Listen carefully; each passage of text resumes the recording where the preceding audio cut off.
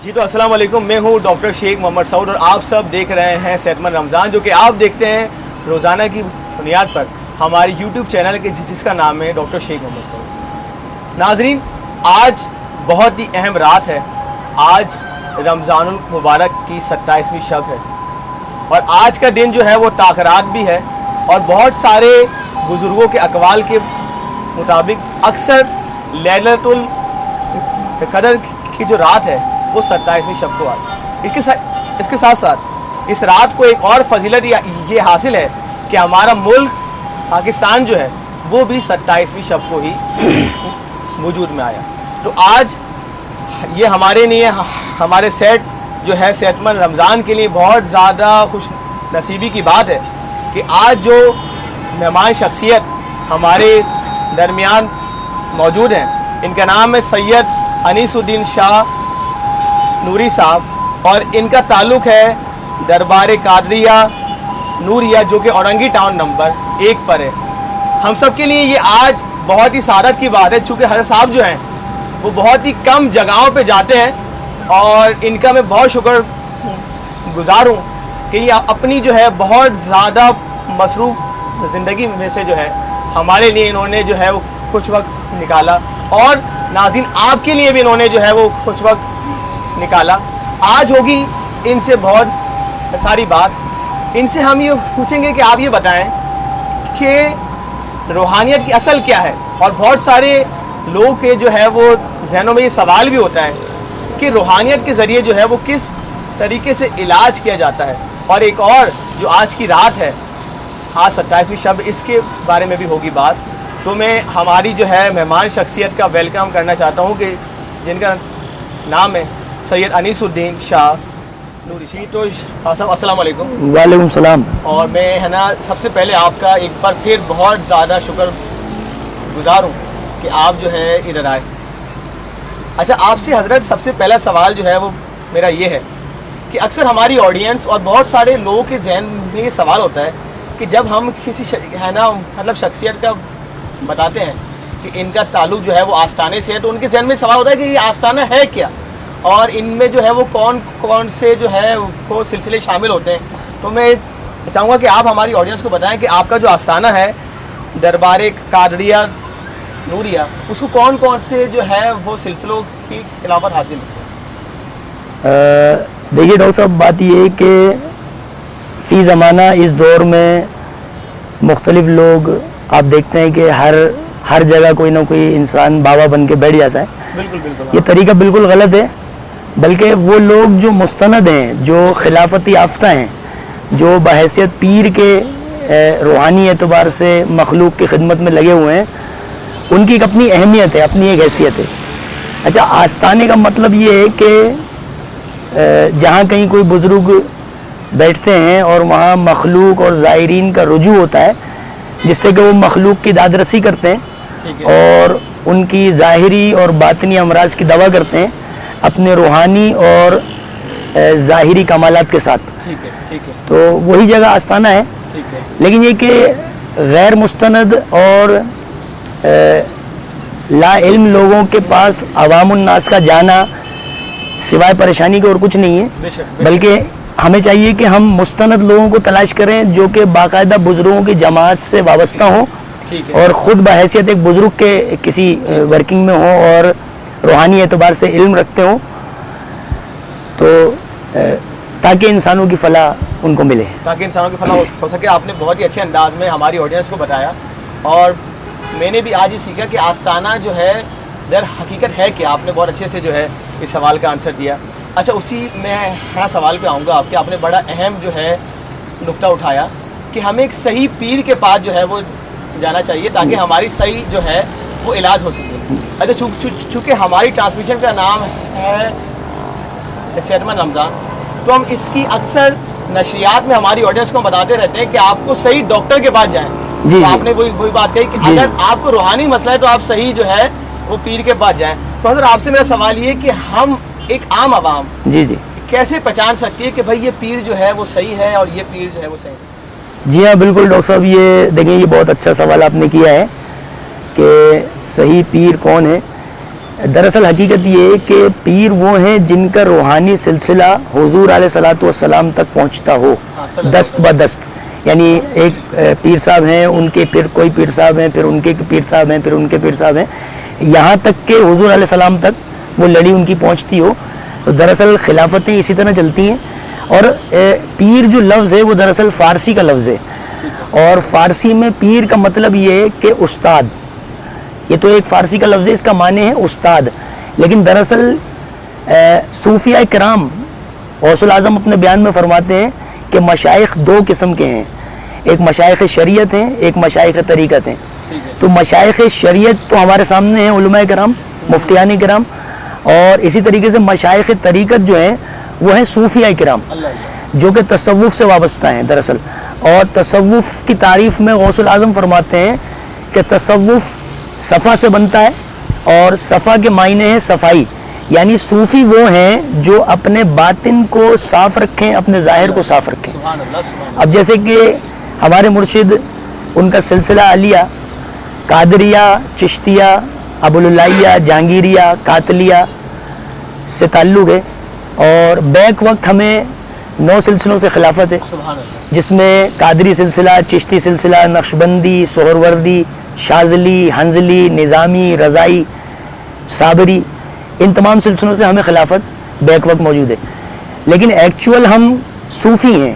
पीर लफ्ज़ जो है वो एक मुस्तामल हो गया है उर्दू में, लेकिन ये कि बहरहाल एक्चुअल लफ्ज़ होना चाहिए सूफ़ी, क्योंकि हमारा ताल्लुक़ सूफ़ीज़म से, तो लिहाजा हम सूफ़ी समझे जाएंगे, और हमारा ताल्लुक़ जमात तसव्वुफ़ से। जी, तो हर साहब आपसे मेरा जो है वो अगला सवाल ये है, आपने बहुत ही अच्छे अंदाज में जो है वो हमारे नाज़रीन को समझा दिया कि पीर वो है जिसका सिलसिला जो है वो हुजूर से मिलता हो सल्लल्लाहु अलैहि वसल्लम। अच्छा, अगला सवाल मेरा ये, चूँकि आपका जो है वो माशाल्लाह आस्ताना है, जी जी, तो आस्ताने पे अक्सर वही लोग आते हैं कि जो किसी जो है वो मुश्किल के अंदर है, जी जो जी, किसी जो है वो परेशानी के अंदर है। तो हम देखते हैं कि अगर कोई इंसान डॉक्टर के पास जाता है तो डॉक्टर क्या करता है, उसको कोई मेडिसिन देता है और उसका जो है वो इलाज हो जाता है। तो जब आपके पास ज़ाहिरीन आते हैं तो आप जो है वो क्या करते हैं उनके साथ कि वो जो है उनको शिफा मिल जाती है? जी हाँ डॉक्टर साहब, ये बड़ा अच्छा सवाल आपने किया है, और बड़ा एंटिक किस्म का सवाल है।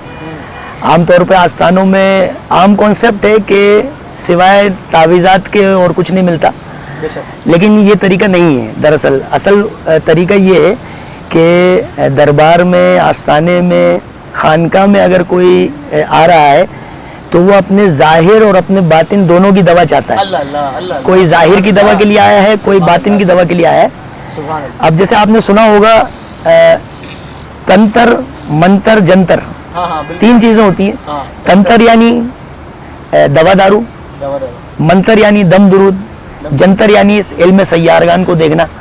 सही। तो बहैसियत सज्जादा नशीन के मैं रूहानी एतबार से तो अपनी रूहानी तवज्जो से लोगों पर जो तवज्जो कर सकता हूँ वो करता हूँ, और इसके अलावा इल्म जाफ़र को भी हम इस्तेमाल में लेते हैं। इल्म जाफ़र भी अल्हम्दुलिल्लाह हमने हासिल किया, और इसके अलावा इल्मुल आदाद, इल्मुल इस्तिखारा और इल्मुल ज़कात, इन तमाम उलूम के ज़रिए मखलूक की ज़ाहिरी और बातिनी अमराज की दवा करने की कोशिश करते हैं। बाकी शफा देने वाला अल्लाह तबारक व तआला है।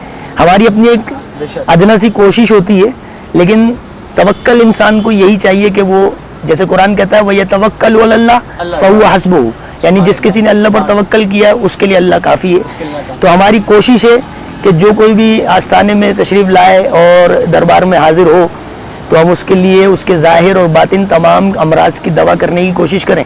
बाकी तवक्कल हम अल्लाह तबारक व तआला पर रखते हैं। दुआ है अल्लाह सबको ज़ाहिरी और बातिनी अमराज से शफा अता फरमाए।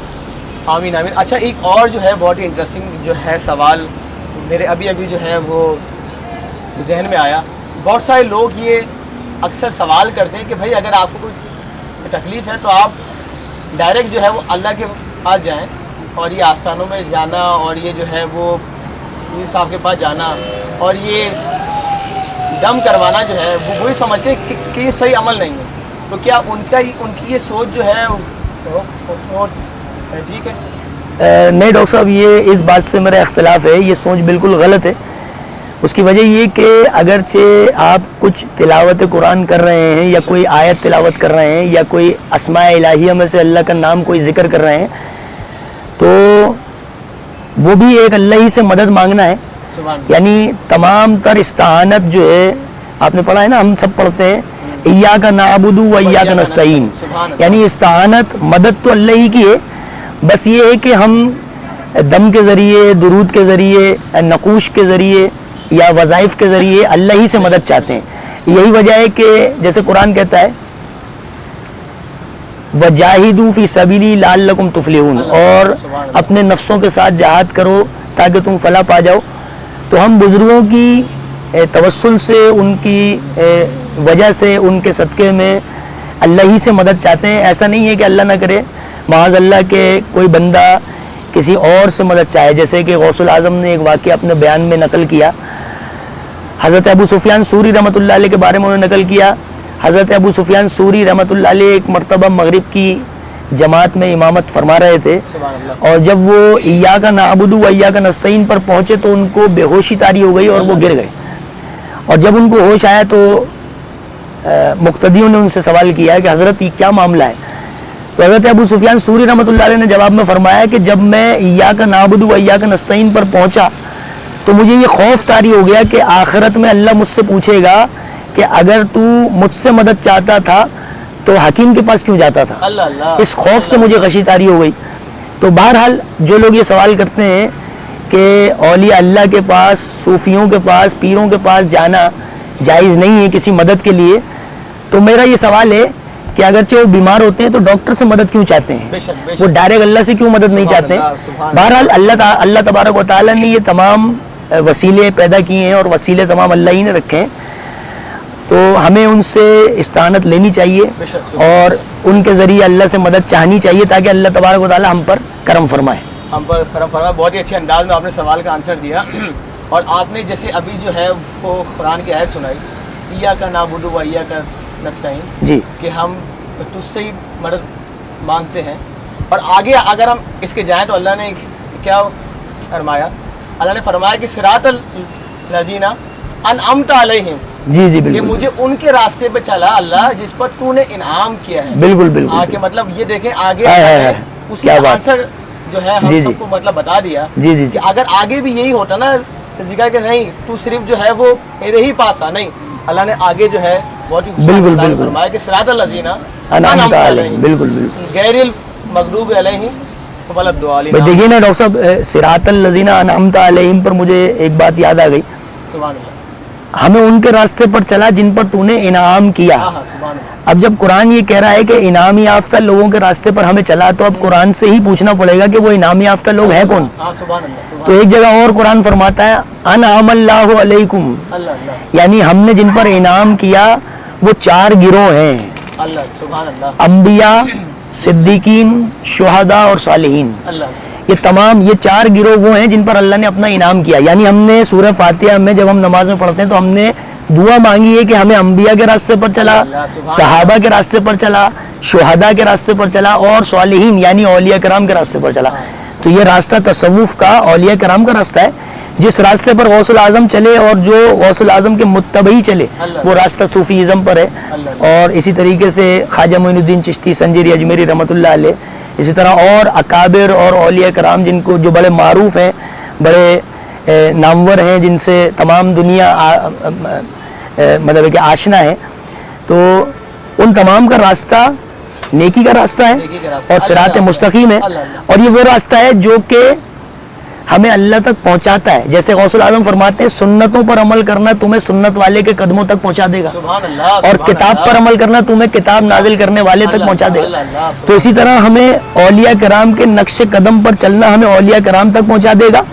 اور مجھے بڑا ایک اچھا شعر یاد آ رہا ہے، مولانا روم نے فرمایا بشکل شیخ دیدم مصطفیٰ راہ نہ دیدم مصطفیٰ راہ بل خدا راہ. یعنی جس نے مرشد کو پا لیا اس نے رسول کو پا لیا، اور جس نے رسول کو پا لیا اس نے خدا کو پا لیا.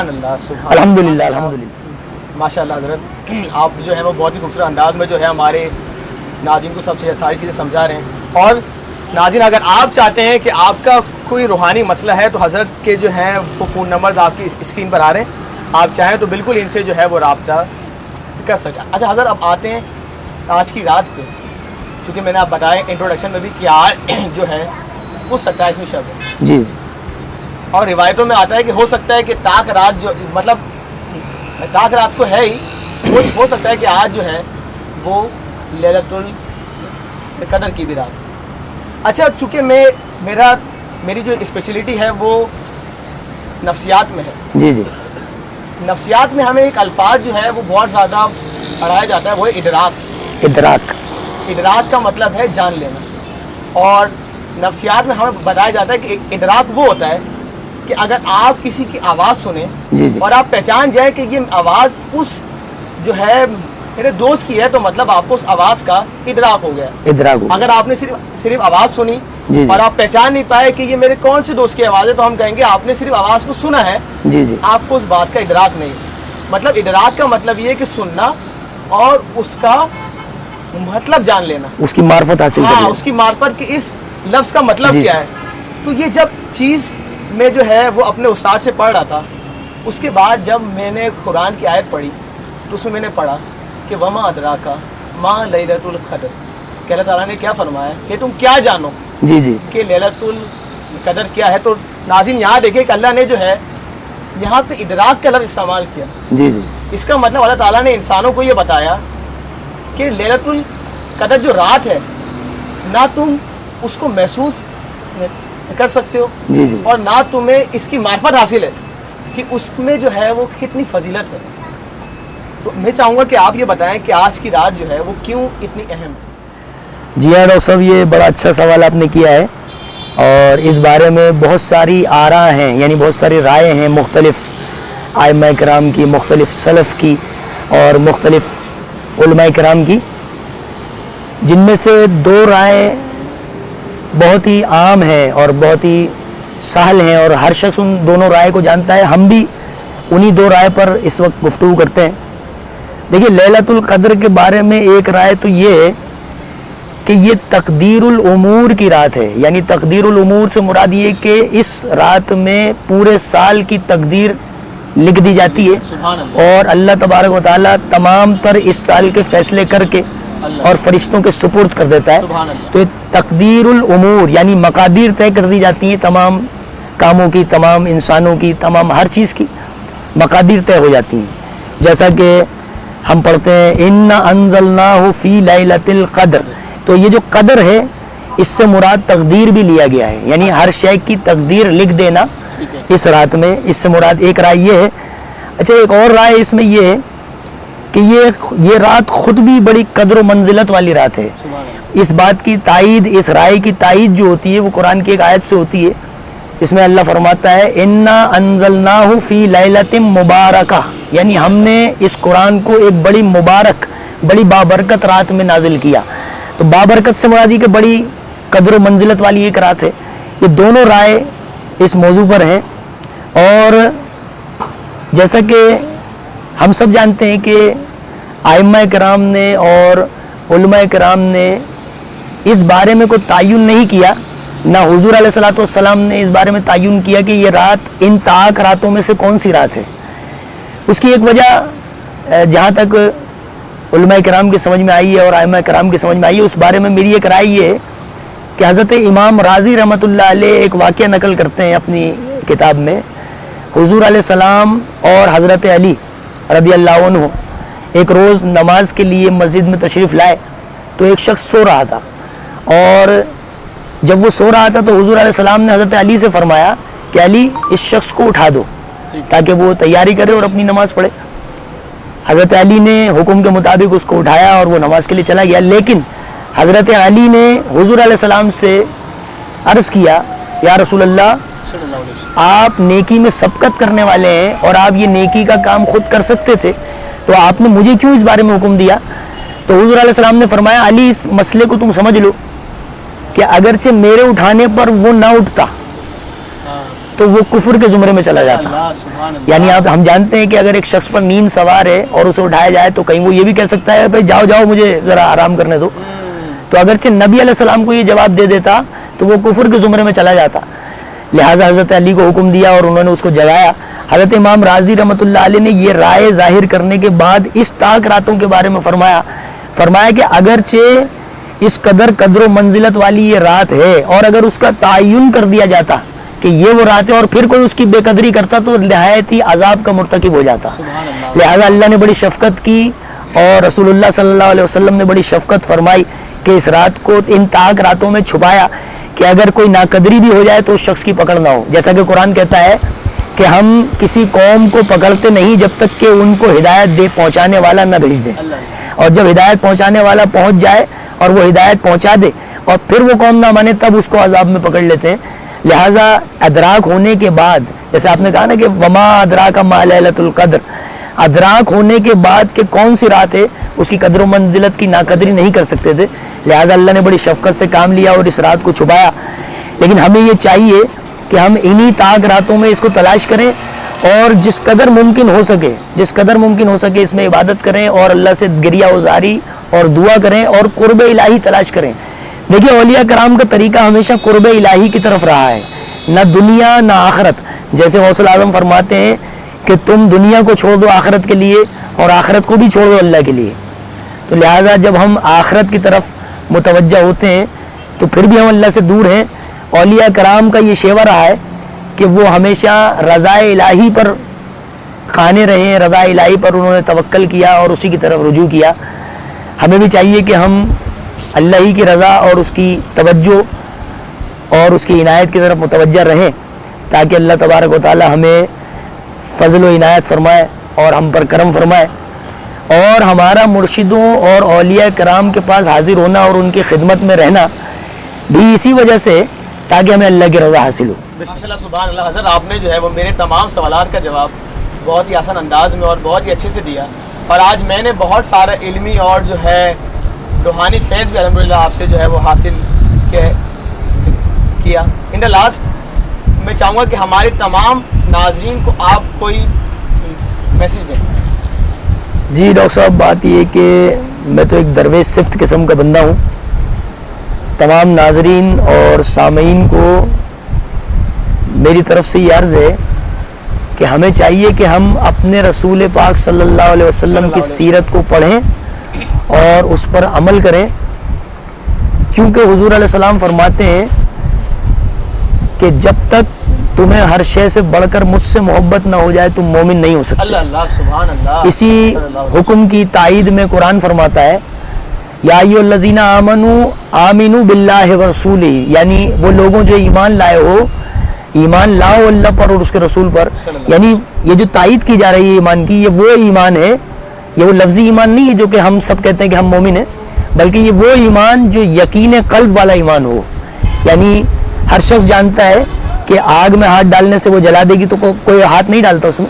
لہذا جب ہمیں یقین ہو جائے گا کہ ہم مومن اس وقت تک نہیں ہوں گے جب تک کہ نبی سے محبت نہ ہو جائے, تو ہمیں محبت رسول کی ضرورت ہے, اور اس کے لیے ہمیں سیرت رسول پاک کا مطالعہ کرنا چاہیے کہ اس سے بہتر اخلاق حسنہ اور بہترین طریقہ کار جو نبی علیہ السلام کی سیرت میں بیان ہوا, اس سے بہتر طریقہ کار ہمیں کسی اور کتاب میں یا کسی اور سیرت میں نہیں مل سکتا. تمام مسلمان کو, مسلمات کو, مسلمین کو اور مومنین کو چاہیے کہ وہ رسول کریم صلی اللہ علیہ وسلم کی سیرت کا مطالعہ کریں اور ان کی سنتوں پہ عمل کرنے کی کوشش کریں تاکہ اللہ تبارک و تعالی ہمیں فلاح اور کامیابی عطا فرمائے. سبحان اللہ. ماشاءاللہ بہت ہی اچھے انداز میں آپ نے آخری میسیج دیا, اور آپ نے بڑی اہم بات بتائی کہ حضور پر جو ہے وہ پورا ایمان لانا بہت ضروری ہے. جی. تو مجھے وہ واقعہ یاد آ گیا صدیق اکبر کا کہ جب جنگ کا جو ہے وہ موقع تھا تو حضرت صدیق اکبر اپنے گھر کا سارا مال جو ہے وہ لے کے آ گئے. جی جی. اور حضور نے سوال کیا کہ صدیق اکبر کیا تم اپنے گھر کے لیے کچھ چھوڑ کے آئے ہو؟ جی جی. تو صدیق اکبر نے فرمایا کہ میرے لیے اللہ اور اس کا رسول کا بہترین. آپ کے بالکل بات بتائی مومنین صادق ہیں. اس بالکل طرح اگر ہے نا حضور پہ ایمان ہو جائے ہمارا, بالکل ہماری جو ہے وہ دنیا اور آخرت جو ہے الحمدللہ. دعا ہے اللہ تبارک و تعالی ہمیں ایمان کی دولت سے سرفراز فرمائے. اور کیونکہ ہمارا تعلق جماعت تصوف سے ہے تو میرے مطالعے میں سیرت نبی اور سیرت غوث الاعظم اکثر رہتی ہے. سبحان اللہ. تو اگرچہ ہم غوث العظم کی سیرت کو بھی پڑھنا چاہیں تو ہمیشہ ذہن میں رکھیے کہ کتاب پڑھنے کے لیے اس کا رائٹر کا جان لینا بہت ضروری ہے کہ وہ رائٹر کون ہے اور کس مسلک سے اس کا تعلق ہے. اس کی تصدیق کرتے ہوئے آپ کتاب کا ہدیہ کریں اور پھر اس کا مطالعہ کریں تاکہ صحیح علم اور صحیح عقیدہ اور صحیح نالج حاصل ہو سکے. آپ تک پہنچ سکے. ٹھیک ہے حضرات, تو جیسے کہ آپ کو میں نے بتایا کہ حضرت صاحب کے فون نمبرز آپ کی اسکرین پر ہیں, آپ چاہیں تو بالکل حضرت صاحب سے جو ہے وہ رابطہ جو ہے وہ کر سکتے ہیں. ناظرین آپ رکھیے گا اپنا بہت سارا خیال, آپ سے ہوگی ملاقات کل پھر انشاءاللہ. اللہ حافظ. ملکی اور غیر ملکی ہومیوپیتھک ادویات اور کتب کی خریداری کے حوالے سے ایک معتبر نام ہینیمن بکس اینڈ فارمیسی. اب آپ کی سہولت کے لیے ادویات کی ہوم ڈلیوری کا بھی انتظام ہے, تو رابطہ کریں 0321897067 نزد میٹرک بورڈ آفس نارتھ ناظم آباد. ہینیمن بکس اینڈ فارمیسی معیار اور خدمت کی اعلیٰ روایت, زیر نگرانی ہومیوپیتھک ڈاکٹر محمد طیب.